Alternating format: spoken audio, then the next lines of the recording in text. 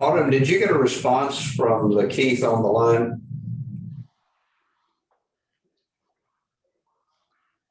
I did not. We're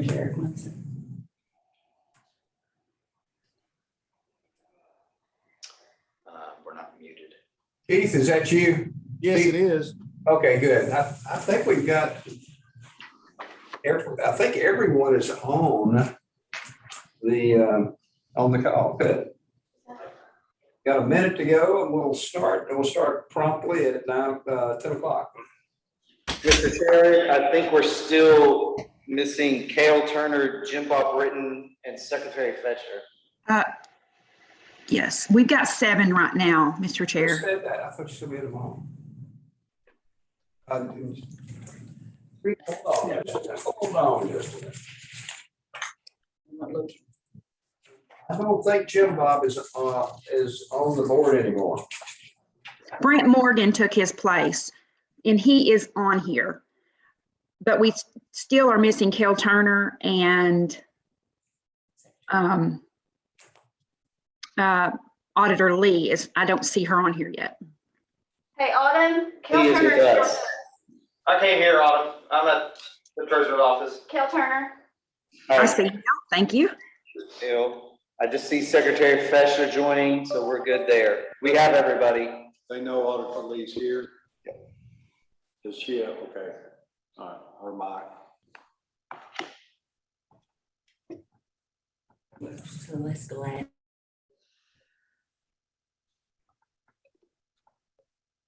So Autumn, does that mean we have everyone here?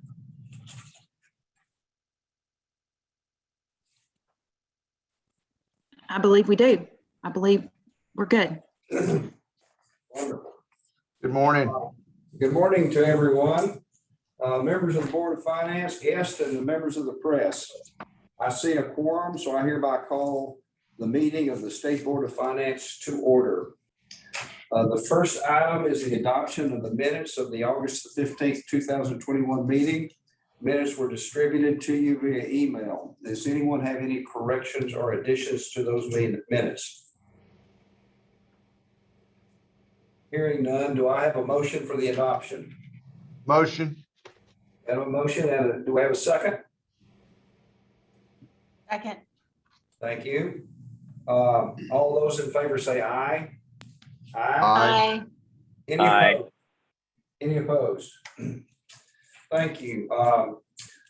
Next is the presentation of the Treasury Investment Performance Report by Treasurer Milligan. Treasurer Milligan, you are recognized for your report.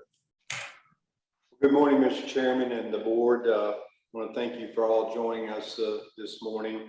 The first quarter of FY 2022, which ran from July 1 through September 30, saw interest rates remain stagnant and 10-year Treasury yield curve rates, which are the main indicator for how the fixed income market will perform, increased only slightly toward the end of September.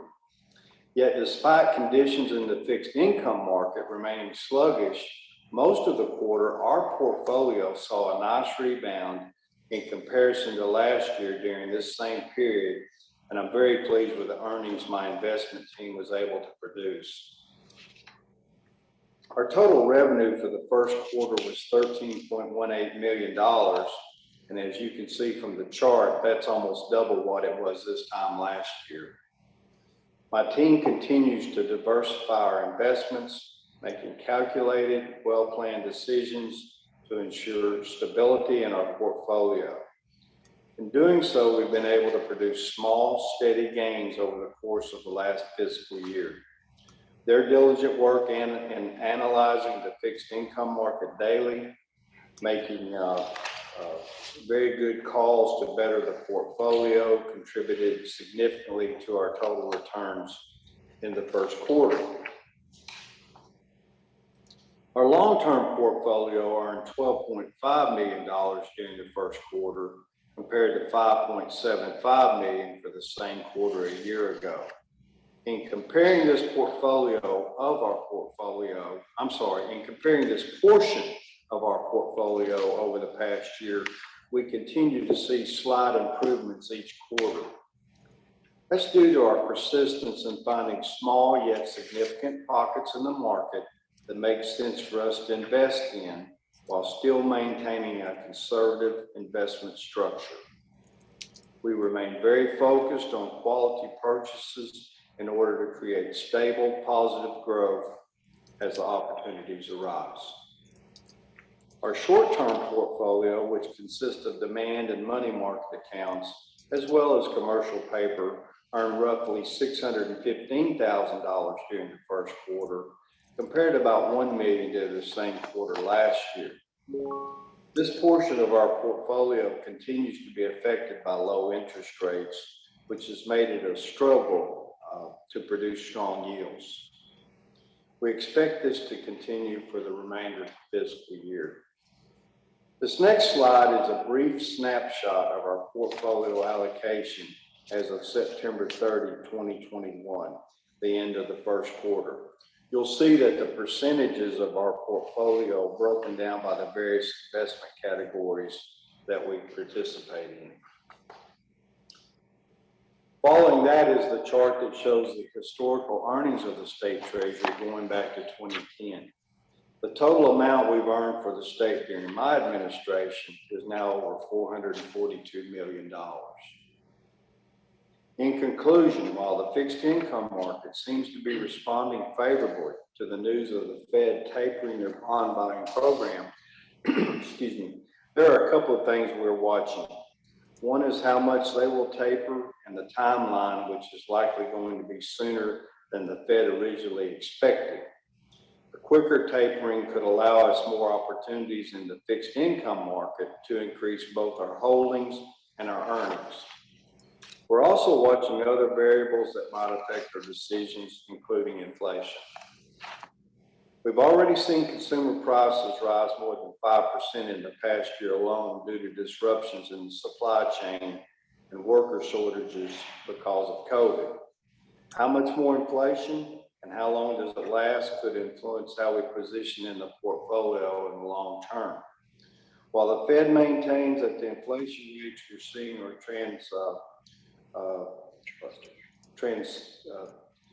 transitory, that remains to be seen.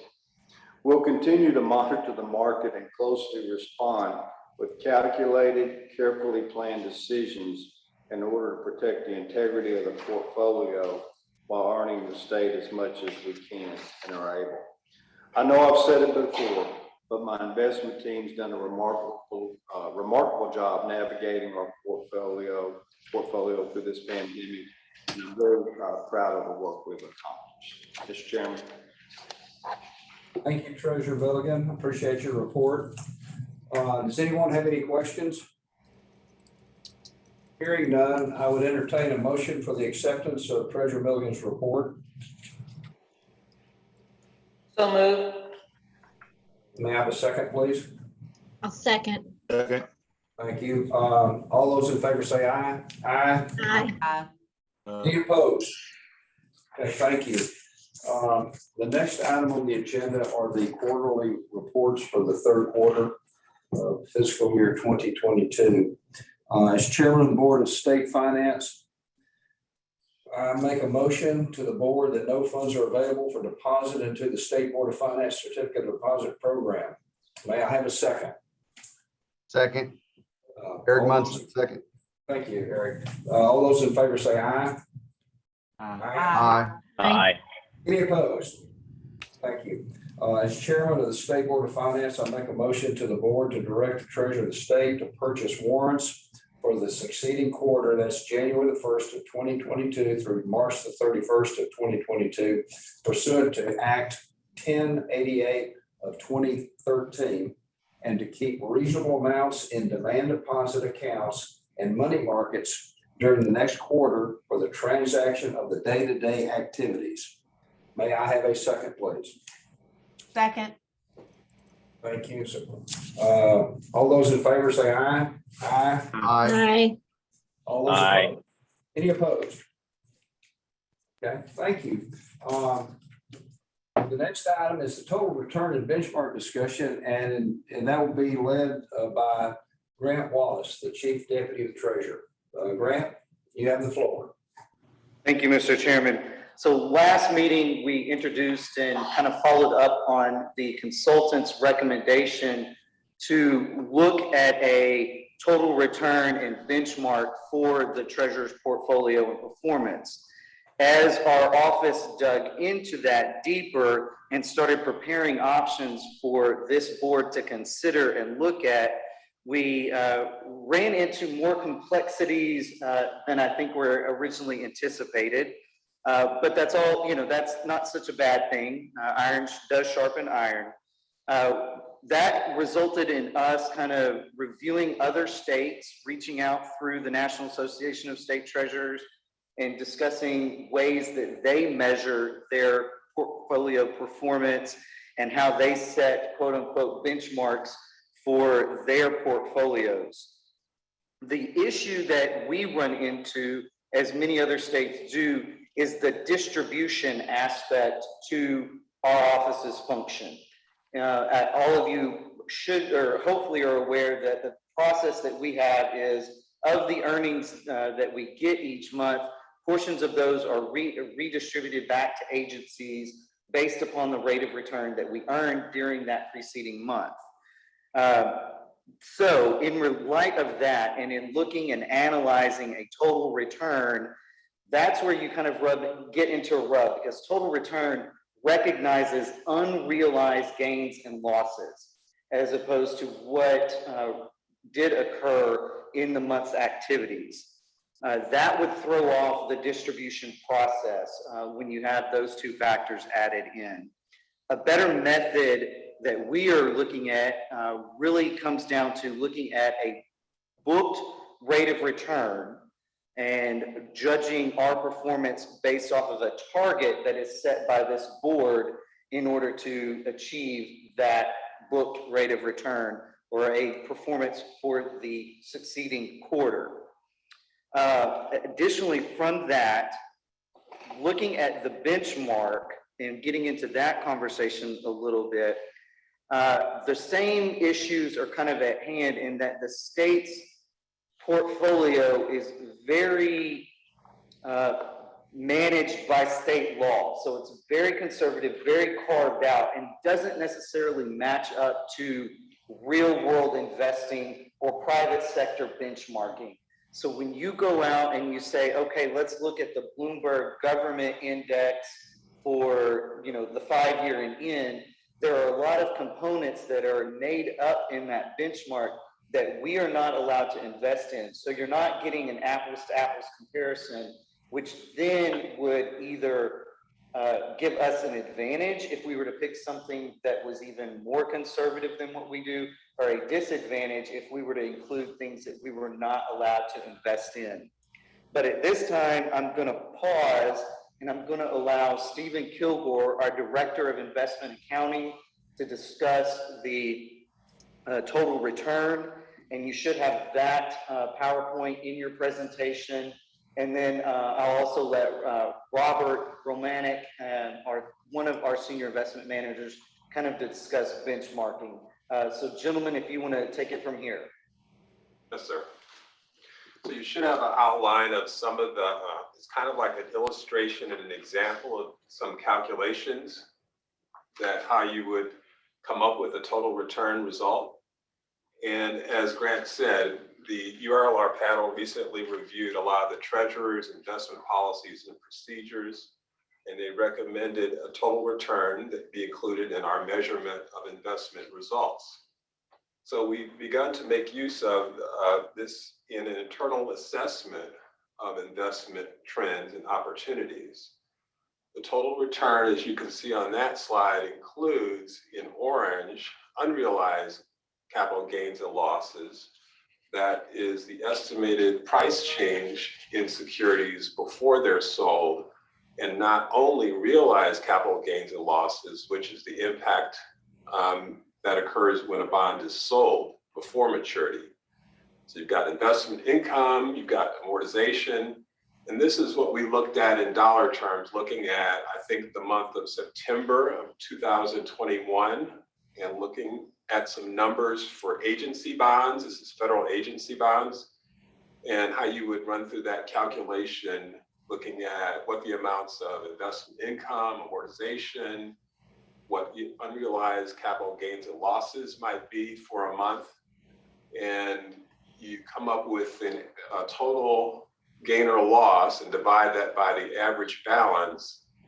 And the difference between those two rates could be as much as 2%. So we got positive 1.1% just using book return, what we actually earned, but negative 1.01% if you consider the unrealized loss, which is what the market did to the prices of those securities, even though that has no cash impact unless we sell them. So that's kind of an illustration. And I think what we're looking at, or one way we could still use total return, would be to highlight opportunities for reallocation between different securities. And you can see the difference in those two results was 939, 889. So it can be a significant difference in how you look at those two, which ratio you want to give emphasis to. We can still look at total return to highlight opportunities for reallocation between different kinds of bonds, while still taking into account our unique limitations for risk diversification and liquidity. So not using it as a backwards assessment of performance, but forward-looking and for strategic purposes.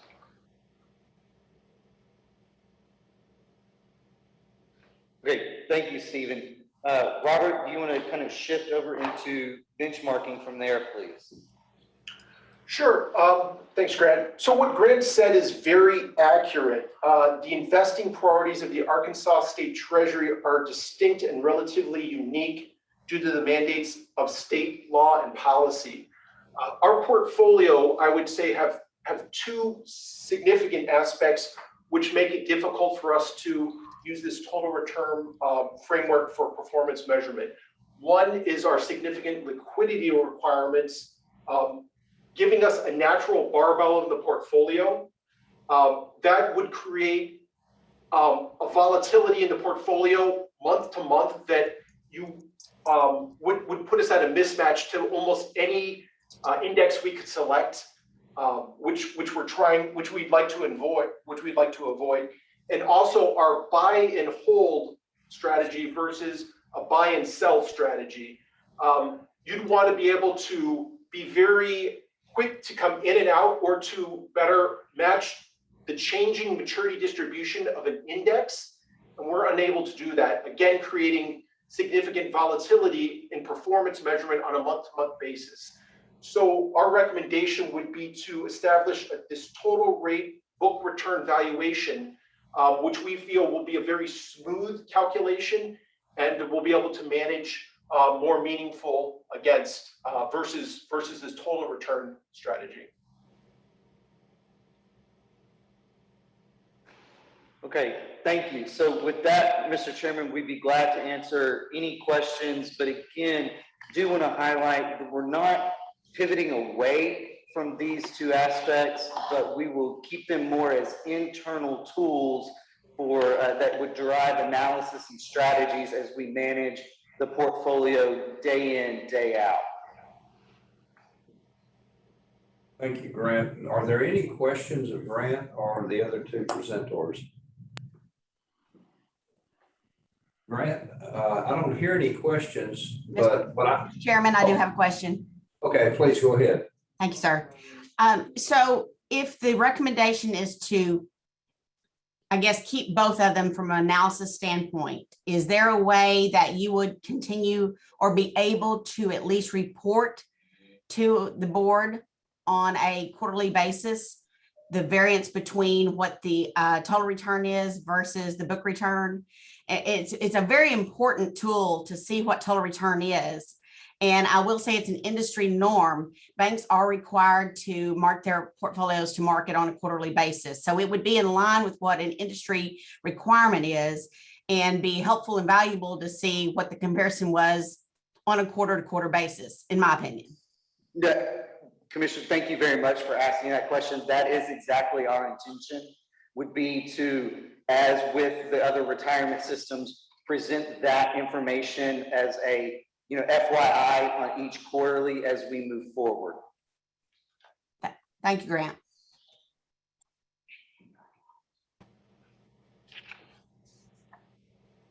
Grant, how would that look and what would be your benchmark for measuring your progress? So at this point, for the distribution aspect, we would ask that the State Board of Finance on a quarterly basis set a target booked rate of return. So our recommendation for the Q2 of FY 2022 would be a target rate of book return for 0.7 to 0.8%. Then at our next meeting, we would report how that actually occurred, what we actually did, but we would also include information that would correlate to a total return and how that would actually look for the portfolio as well. Will y'all make that as a motion when we conclude this discussion, or how do you want to handle that?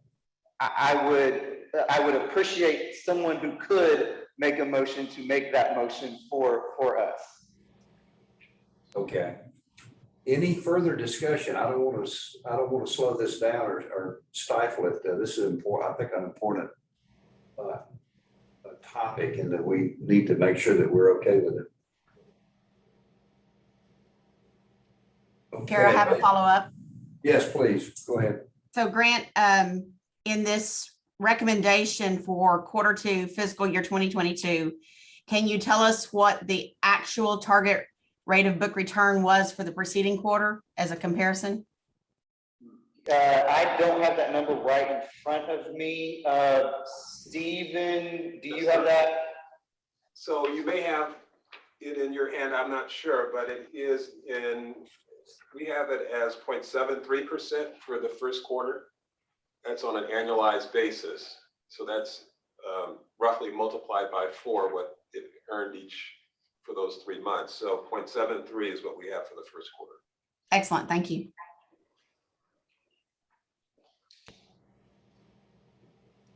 And I guess from a historical point of view, that these are objectives that are reasonable. Are there is there any stretch in the objective? And the other thing is, I think, Grant, you mentioned a range. Is right? We would ask that the range be 0.7 to 0.8. That 0.8 would be our stretch. Okay, thank you. Any additional questions? Okay, let me try to make a motion. Let's see. I'd make a motion that the target rate of book return for Q2 of fiscal year 22, and we're in it right now, that's October 21 through December 21, be set at 0.70 to 0.80%. And I would entertain a second to my motion. I'll second it. Thank you. Any further discussion? One additional comment, if you may, Chairman. Yes, ma'am. Just to the bullet point on that sheet that you handed out, that the Treasurer's Office handed out, and talks about what's going to go into this analysis, including historical prior target rates, Federal Reserve monetary policy forecast, and the investment team's view on market conditions and the path of interest rates. I just obviously commend you all for putting that as part of the analysis, although I think we can all accept that that's very challenging on a daily basis. And I'm not an economist, but that will be a large obstacle in order to be able to best set what that range is going to be quarter to quarter. So I encourage you to take in many other avenues of analytical and economic forecasting in order to set that target each quarter. Thank you. Thank you. Okay. We've got a motion and a second. All those in favor say aye. Aye. Aye. Aye. Any opposed? Okay, thank you. The next item on the agenda is the State Treasury Investment Policy proposed changes. I would like to note that these are for discussion purpose only at this point in time. And to present these changes, I want once again to recognize Grant Wallace. Thank you, Mr. Chairman. Again, these were sent out prior to the meeting. You will notice that there's a lot of red in them. Please do not let that turn you off or frustrate you. We are trying to make a bulk of the changes to comport with new state law that has recently become enacted around rulemaking and the standardization of rules within the state agencies. I do want to highlight before we kind of get into the meat of the matter that we will continue to work with the Bankers Association, with those in the private sector, and hopefully as a result of this presentation, you all will give us your input on this so that we can kind of encapsulate all of that together and then present this for your consideration at a future date. So jumping into the meat of the matter, the main changes that were worked in this really are around the maturity of specific asset classes, the overall portfolio maturity, and a revised governance structure around corporate investments. So with that, our main goal that we're trying to accomplish is to be as nimble as possible within our portfolio and enable us to respond to the market as real time as we are able. This is one step in that process. We have discussed that we will be trying to work on a legislative package as well that will hopefully accomplish that same goal. Again, I would just ask for your feedback and input as we continue to hone and craft this document.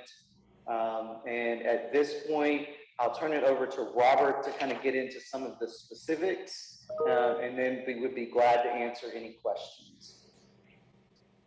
Thanks, Grant. So we are focused on two main revisions in the investment policy statement. First is broadening of our corporate quality rating to full investment grade and expanding our corporate debt purchases to the full policy mandate of 10 years. Currently, our policy only allows for AA rated corporate purchases out to 10 years and single A rated corporate bond purchases only to 1 year and in. The second revision is extending the weighted average maturity of the total portfolio to 10 years and increasing the average life limit on individual securitized obligations from 10 years to 15 years. The main purpose of these revisions is to offer flexibility, as Grant mentioned. While we may all view the current market environment as expensive, with spreads at historically tight levels across all asset classes and sectors, we at the Treasury do believe that opportunities will present themselves in the coming months, and we'd like to have the flexibility to take advantage of those opportunities when they present themselves. I do want to express and stress that the investment team is in no rush to add significant duration or corporate credit exposure at this time. But we are in, as Grant mentioned, friendly conversation with some of the different groups. And we'd like to make these changes in broadening the policy, which we think will be beneficial to the state.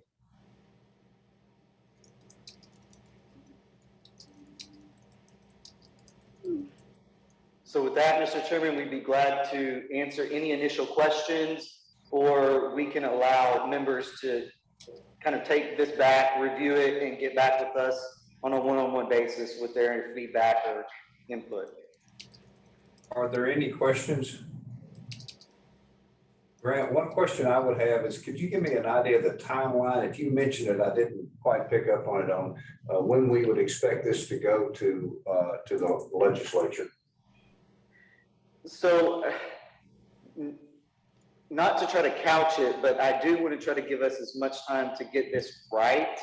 And it really depends on the feedback within this board as well as the Bankers Association. Ideally, first part of next year, it would be nice to be able to do this, but I would hesitate to try to put a specific date and time at this point, just because I don't want to stymie the process to meet a deadline. Is there a inherent deadline within the Procedures Act that would suggest when we would need to get it over there and how much time we have to promulgate the rules and then submit them for approval? Not that I'm aware of. Okay, and we do have a fiscal session that will be beginning probably in February, March, timeframe. So that complicates things also as we. Yes, sir. But obviously we want to get it right. And then I look forward to providing you with some input from DFA's point of view. And I hope that we'll have good comments from the rest of the board too. Okay. Mr. Chairman? Yes. Mr. Chairman, this is Eric. I would, in honesty, I would like more time to review this.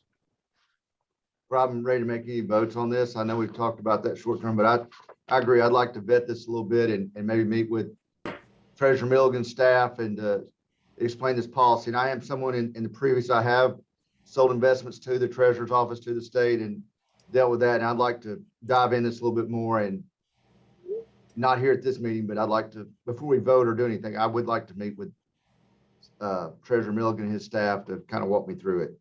Okay, we do not plan on having a vote today. Okay, so it'll be at least the next quarter unless we, the quarterly meeting, unless we had a reason to do it earlier in a special meeting. And I don't know if that's something that will be proposed by the treasurer. Okay, thank you, Mr. Munson. Anything else to discuss on this matter? Hearing none, the next item is the Rules Committee report. I recognize TJ Fowler for that report. Morning, everyone. I'm here to talk to you about something very exciting, rulemaking. I know everyone's eager to discuss it. In the most recent regular session, the General Assembly passed Act 595 of 2021. And that law states that boards have to provide monthly status updates to the legislature on any new law that requires the creation, amendment, or repeal of any administrative rules. Act 595 also tasks BLR with creating a report after each General Assembly session that identifies any new rules that BLR believes require some new administrative rulemaking. And BLR included Act 1004 in that report. As y'all may remember, Act 1004 is a law that shifted responsibility for employee benefits over to the State Board of Finance. And frankly, it appears that Act 1004 may have been added to that list by mistake. We've reviewed Act 1004 and it does not appear to require any new rulemaking. And in fact, Act 1004 contains language that says it does not affect existing rules and all rules continue in full force and effect. We brought this to BLR's attention. However, their position is that because Act 1004 has been placed on their list, the State Board of Finance must provide monthly reports until excused from doing so by the ALC Review Subcommittee. Consequently, we have been filing those monthly reports on behalf of this board. A copy of that report that we've been filing is included in your materials at page 44. Stacy, I don't know if you can pull that up or not. She's in her office. So if we do not request removal from the list, we essentially have to file this report that's on your screen every month, presumably for eternity, because we're not actually generating any new rules. We've already put a request in to be put on the agenda for the ALC Review Subcommittee, and we're currently scheduled to go before that subcommittee at the December meeting. What we're requesting here today is that the board pass a resolution affirming that Act 1004 did not require any new rulemaking and respectfully requesting that Act 1004 be removed from the monthly reporting list so that we can present that resolution at the December ALC review meeting. I've prepared a draft resolution for your consideration. You can see it on page 45 of your materials. That's on the screen now. So that's the entirety of my presentation, unless anyone has any questions for me on that topic or any other topic. Any questions? Okay, what I would like to do is make a motion that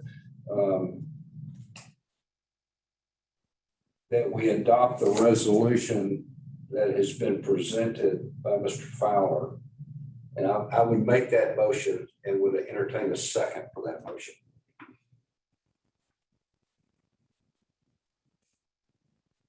I don't get a second, TJ.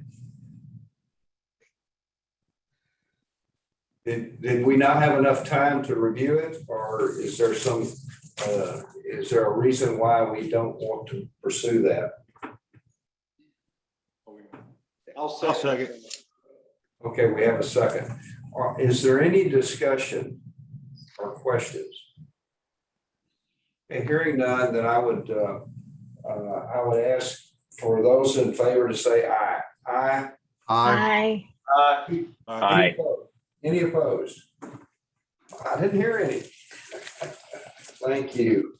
Now I think it's time we want to move into the employee benefits report. The first item of the presentation is our current EBD plan. And for that presentation, I recognize Jake Lee, the EBD administrator.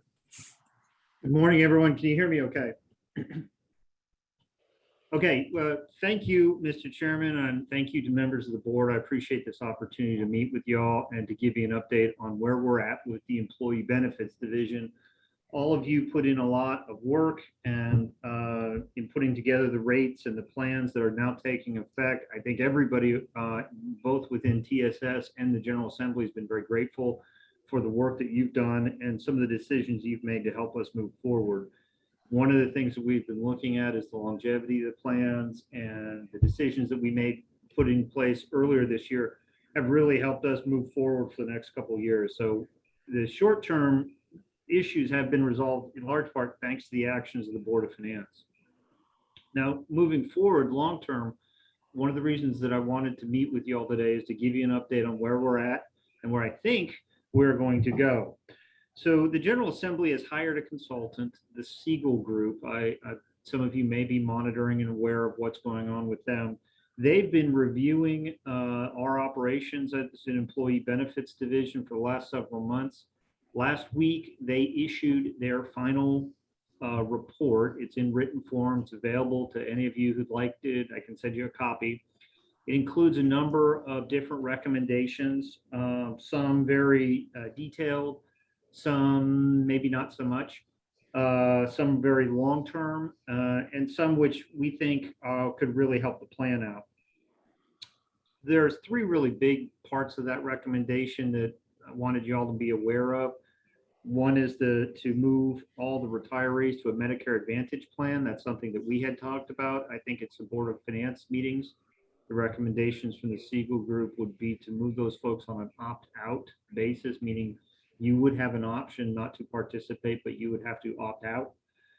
The Siegel folks had also recommended moving to a new pharmacy benefit manager, or at least issuing an RFP for a different approach to some of our pharmacy benefits managers, which would reduce, according to Siegel, actually would increase our rebates that we're bringing in and therefore reduce the need for the plan for additional funding. And then they also kind of came out of right field and proposed combining the ASE and the PSE plans. We're working with the General Assembly now on the responses to that report. The Arkansas Legislative Council's Executive Committee has voted to draft bills based on the Siegel recommendation, but we have not seen those bills yet. So we're working with the General Assembly to get those up and running. Now, in addition to the Siegel's recommendations, we have also been asked and have provided to the General Assembly our thoughts on a new governance structure. which would, of course, once it's enacted, replace the Board of Finance in making some of the rate making and plan design decisions that the board is currently making. We've made those recommendations. It would be a board that would include both stakeholders from the public school and the state employee side, as well as agencies, as well as citizens with some expertise in the fields of finance and insurance.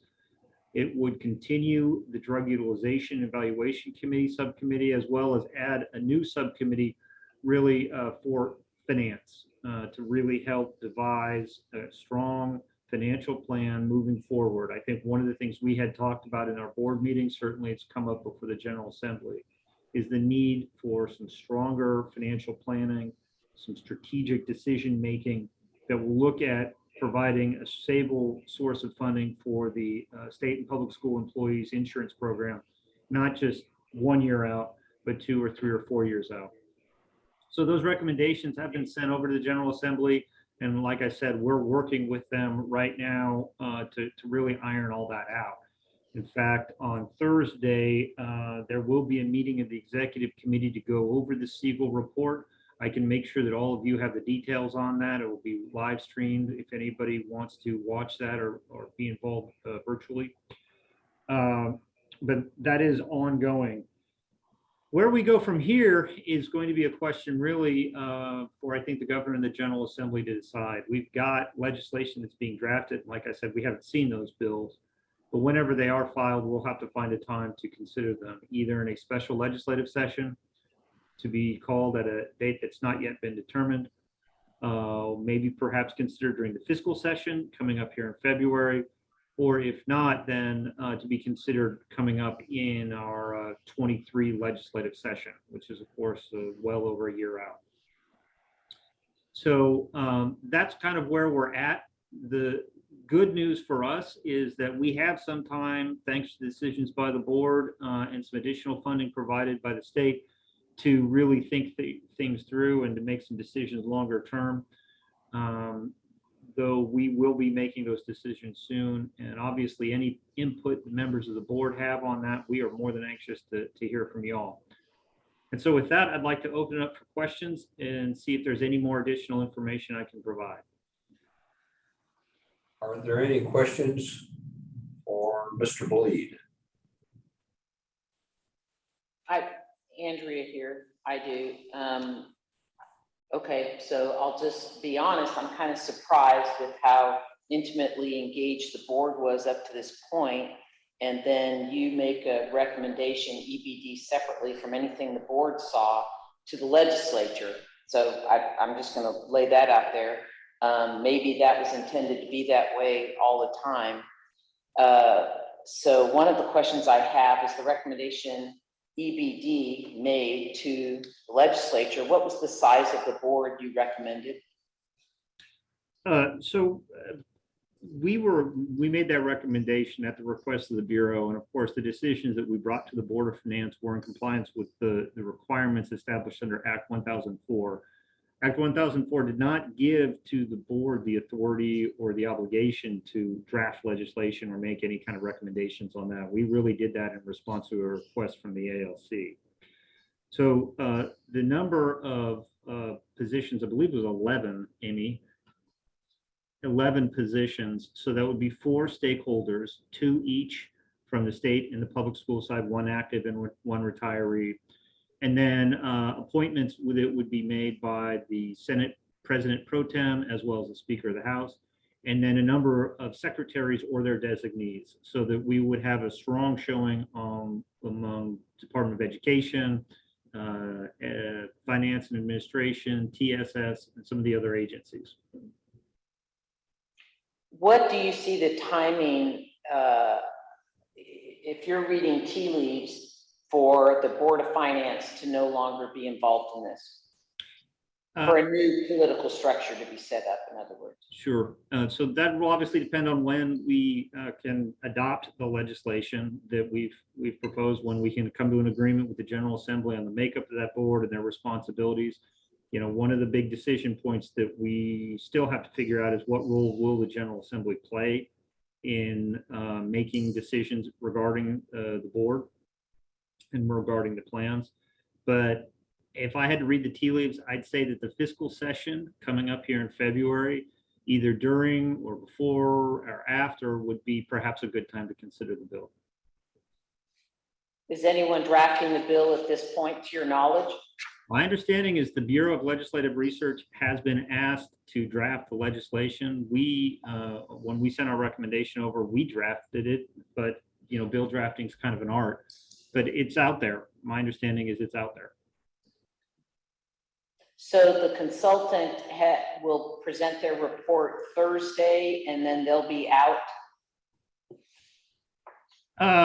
Yeah, so they're presenting it to the ALC Executive Committee. They presented it to ALC Executive Committee last week, and I think we're doing it again on Thursday, only perhaps maybe this time I'm going to be asked to give our EBD's position on the report.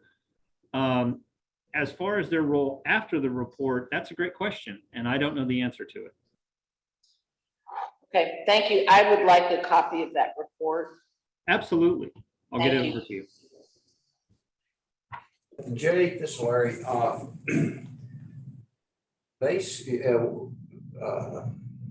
Auditor Lee mentioned that early on we were intimately involved, had multiple weekly meetings in determining how to right the ship a few months ago.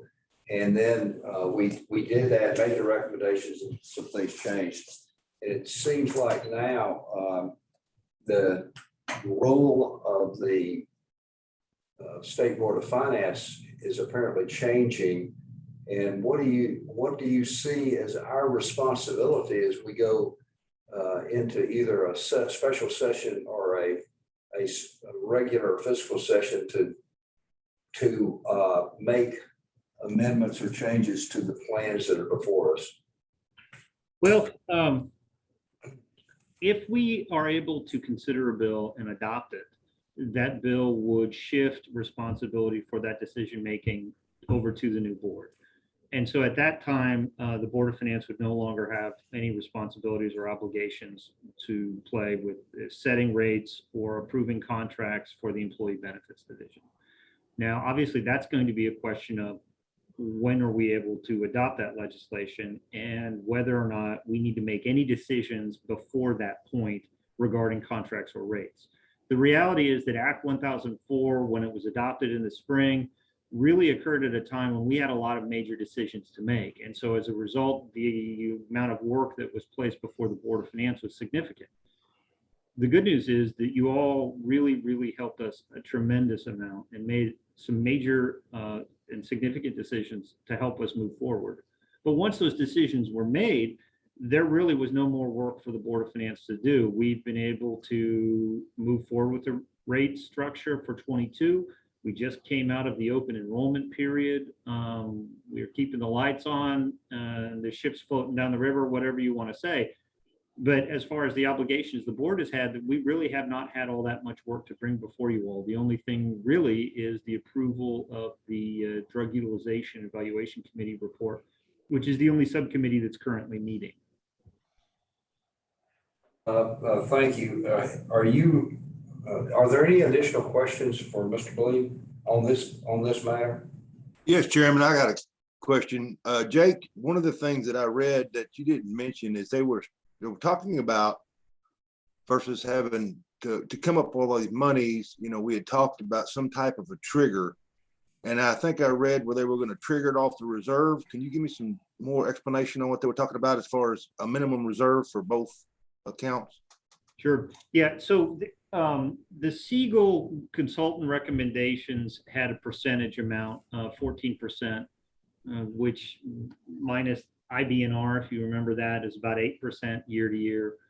Our consultants over at Milliman have a little higher number. They're closer to about 18%. But it's all based on this idea that we're going to plan going forward to have a certain amount in the bank, and that in the event that something unforeseen happens, we have a bunch of claims, we have a lot of costs, that somehow or another there's going to be additional funding out there that we could use in an emergency situation. We haven't worked out the details on what that looks like or how that might work. The reality is that our state budget process if we think through our budgets on a 2 or 3 year or 4 year process, and of course our state budgets are on a fiscal year basis and we're on a calendar year basis, we're already going to have to be budgeting pretty far out. If something unforeseen happens and we need to get additional funding out to the plans, we're not necessarily going to be able to increase rates on the employers, the agencies, the districts on a short-term basis, primarily because it wouldn't be in their budgets. We would have already approved their budgets. And so we'd be asking them to use reserves or something else. So we haven't really worked out what or how that trigger process might work. It's something that we're absolutely looking at, though. We have to find a way to make sure that we don't have the sort of problems we've had now, where we're not deficit spending.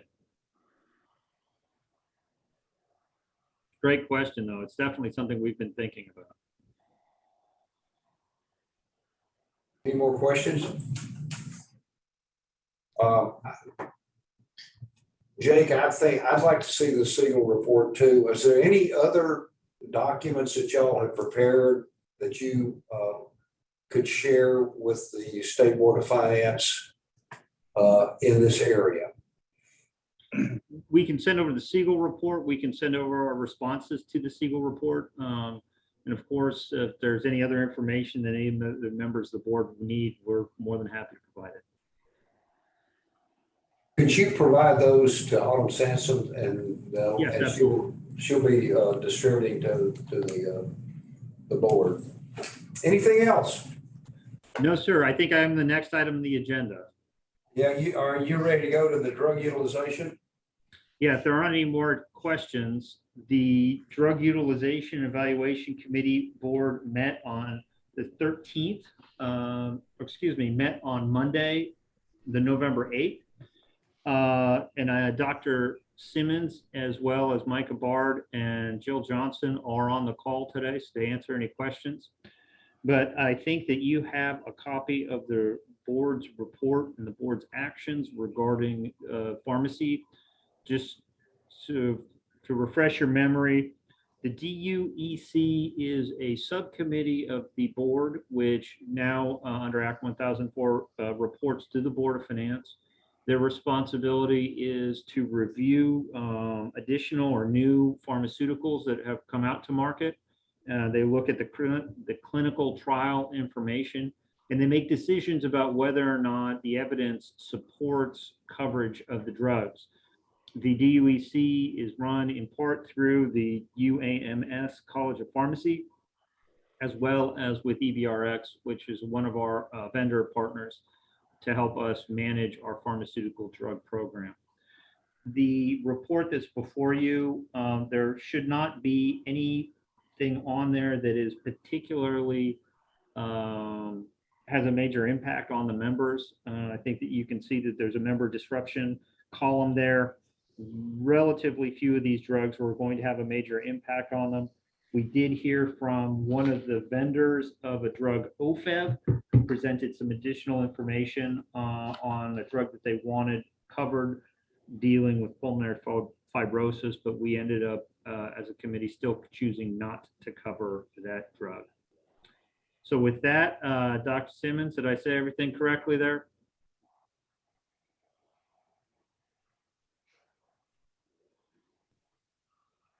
Or Jill, can you, did I say that right? You did. Thank you. And with that, if there are any members of the board who have any questions on that, be happy to answer them. Hearing none, do I have a motion for the acceptance of the Drug Utilization Committee report? Did somebody make that motion? I'll make that motion. Thank you. Is there a second? Second. I'll second. Thank you. All in favor say aye. Aye. Aye. Any opposed? All right, thank you. The next item on the agenda is the Chief Compliance Officer reports, and I recognize Autumn Sampson to give her report. Thank you, Mr. Chair. Can everybody hear me okay? Over the past quarter, I have taken several courses through the Governmental Finance Officers Association. Those courses reviewed cash flow forecasting, the types of investments commonly used in the public sector, and investment strategies for liquidity. And the most important takeaway from those courses was to learn how to assess risk within those functions. I also took part in 2 interactive roundtable discussions on current problem-solving solutions related to Treasury management best practices and creating a robust, however workable investment policy, which is what I think the investment team is working on now. And then we also discussed key internal control policies that prevent fraud in the treasuries. The last course was related to working remotely through COVID and having the proper procedures in place when employees have access to sensitive material. And I can attest to the Treasury that the work that they have put the work in to during this time to put that in place, including a dual authentication process on every workspace. So I feel like that they're really doing the right thing in that regard.